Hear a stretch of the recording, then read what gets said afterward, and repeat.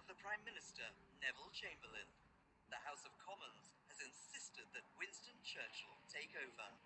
But Churchill has many enemies, including members of his own Conservative Party and the Foreign Office, who want Britain to make peace with Adolf Hitler. One of Churchill's greatest challenges was undoubtedly encouraging the war cabinet to keep fighting. On the same day that Churchill becomes Prime Minister, Germany invades France. The British Expeditionary Force is sent to help the French. But Churchill worries the French lack the will to fight. If France surrenders and the Expeditionary Force is captured, many Americans believe that Britain will be finished. Without American support, Hitler's 1,000-year Reich will reign supreme over Europe. So, war would have been over for Britain, and we probably would be living in a world so different today we wouldn't even recognize it. As the French army falls back, the British are cut off and surrounded at the port of Dunkirk. All is lost. If the British Expeditionary Force were not brought back, they would either be captured or slaughtered, and that would be the end of the war. This is the incredible story of how Churchill fought on against Hitler and so continued with the Allies to victory.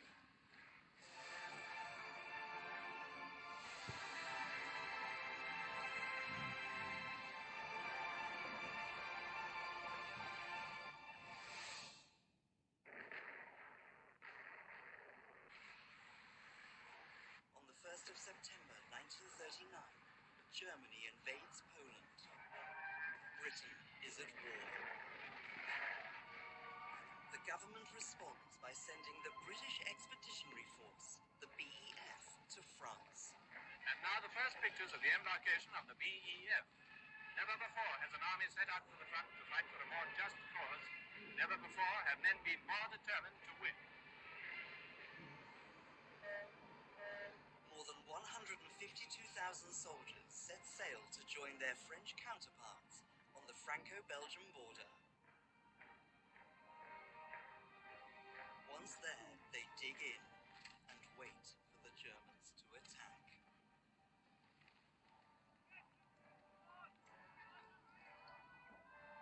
And they're kind of waiting for something to happen. Though they knew it was going to start, waiting made them really complacent. And still they go on waiting. Already by this stage, the war was being called the phony war. Some called it the bore war because it was boring. So they need to be kept busy. There's training going on, going back from Christmas, they're going back on leave. Football played. It could be, entertainments where people come and put on acts and put on shows. So you have this rather ridiculous situation where everyone's sort of wandering around, going, hang on a minute, I thought we were at war, but no one actually seems to be fighting anything.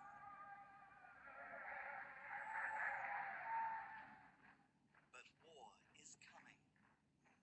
By January 1940, German generals have formulated a plan of attack on Western Europe. But Hitler suddenly stalls the invasion, forcing the Allies to continue to wait. There is a disagreement between Hitler and his generals about how best to attack France. The maverick general Heinz Guderian strongly advocates sending tanks through the Ardennes, a densely forested and hilly region made up of a narrow, winding network of roads thought to be impassable for tanks. Once through, the tanks would rush to the Channel, cutting the British army off from the French. But it's too radical for the German High Command, who reject the plan. Until, on the 10th of January, a German plane carrying a military officer is flying to Cologne. It crash lands in a field outside the Belgian town of Mechelen. On the plane are top-secret documents for Hitler's plan for the invasion of Western Europe. The secret plans, which are now in the hands of the Allies, reveal the Germans will invade Holland and Belgium from the north.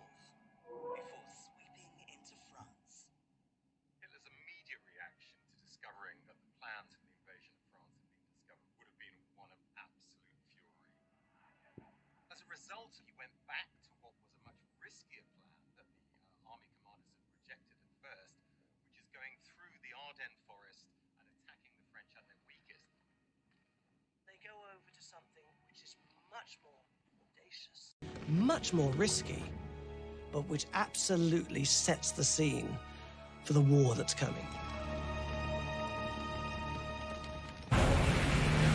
On the 10th of May 1940, the Germans unleashed their forces on Western Europe.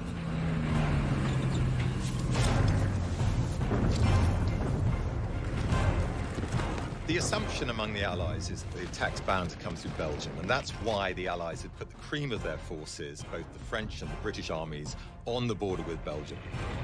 So the main thrust looks like it's coming through the Low Countries, but in actual fact, the main thrust is going through the Ardennes.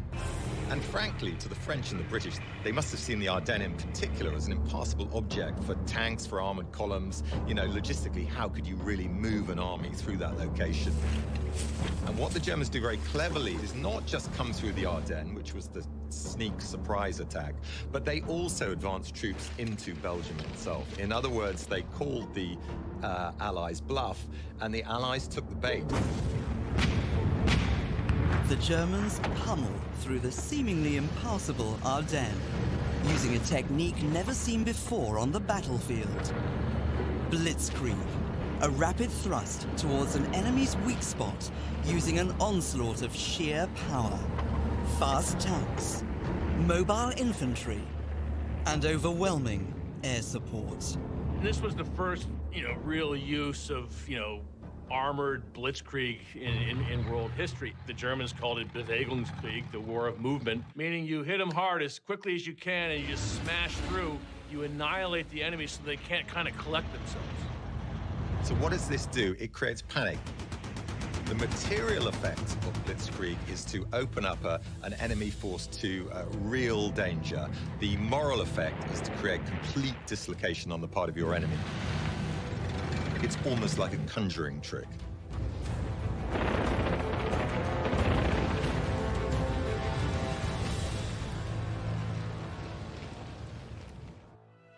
The architect of the plan, General Heinz Guderian, leads the German panzer divisions through the Ardennes.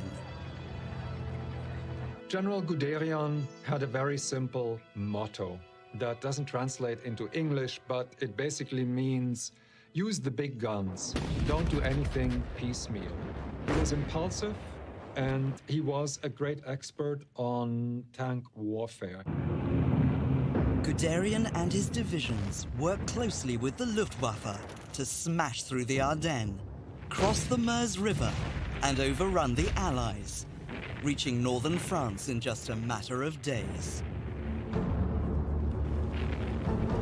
The speed of the German advance and the distance covered has never been witnessed ever before, and both the British and the French is that they're just so stunned by this. They've been pushed back into this corridor in northern France and Belgium, and this is just absolutely exhausting.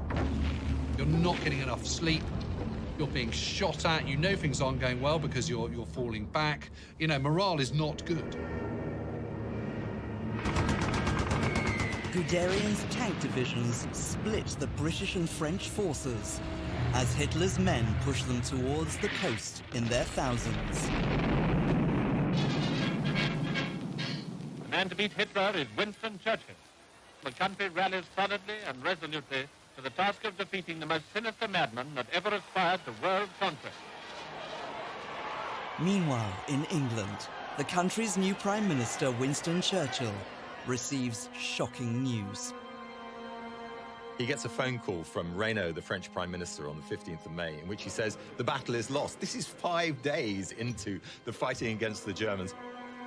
The German army spent 4 years trying to do this in the First World War, and in 5 days of this new war, the battle is lost.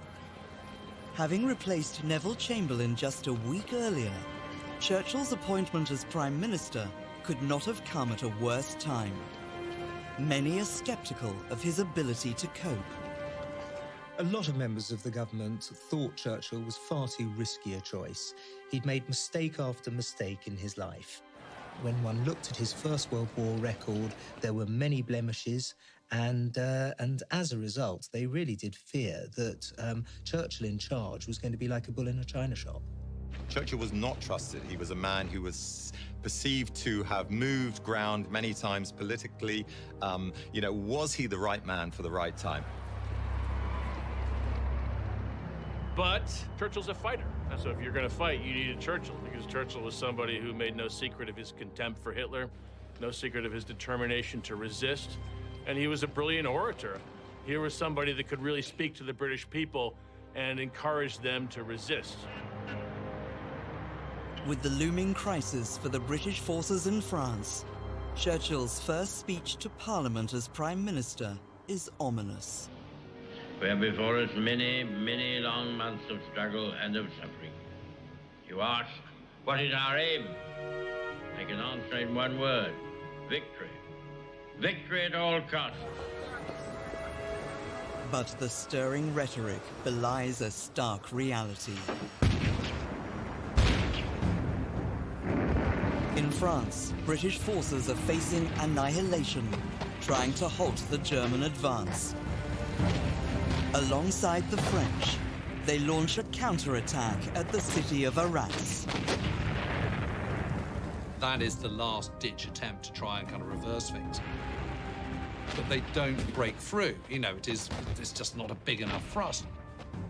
With that failure, it's all over. There can be no reverses now. At this point onwards, it's just a matter of damage limitation.